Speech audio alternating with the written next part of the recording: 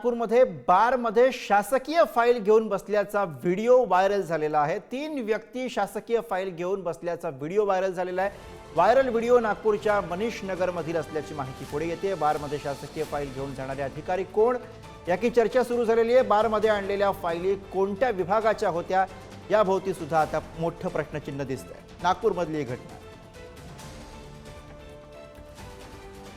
हे दृश्य आपण बघू शकतोय। बारमध्ये आणलेल्या फाईली चर्चेचा विषय ठरलेल्या आहेत। 3 व्यक्ती या ठिकाणी आपल्याला या फाईल्स चक्क बारमध्ये घेऊन आल्याचं दिसतंय। या घटनेचे हे व्हिडिओ सोशल मीडियावरती व्हायरल होत आहे। नागपूरच्या मनीष नगर मधली ही घटना,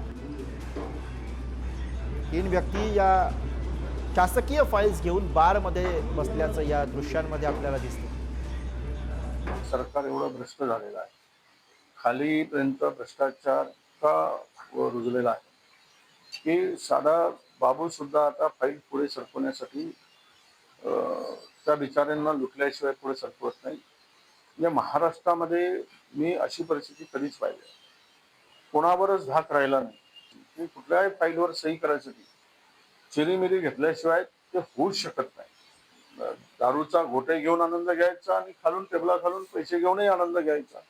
आता दुहेरी आनंदात हे सरकार चाललेलं आहे।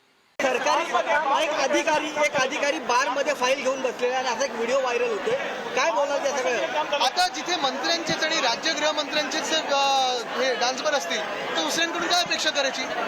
मी माननीय आयुक्ताशी बोललो आहे, सायबर सेलशी बोललेलो आहे आणि त्याचा रिपोर्ट माझ्याकडे येणार आहे। 3 दिवसामध्ये तुम्हाला यावर कारवाई झालेली दिसेल। 3 दिवसात तुम्हाला याच्यावर कारवाई झालेली दिसेल, कारण मी हे बघितलं आहे। सायबर टीम त्या ठिकाणी काम करते आहे, आमचे पोलीस आयुक्त काम करते आहे, SP ला मी कामाला लावलेला आहे। देवेंद्रजींनी सूचना दिलेल्या आहेत। पालकमंत्री म्हणून मी त्याची त्या ठिकाणी पूर्ण विश्लेषण करणार आहे। कोणत्या डिपार्टमेंटची फाईल, कोण अधिकारी, याबद्दलचा खुलासा होईल।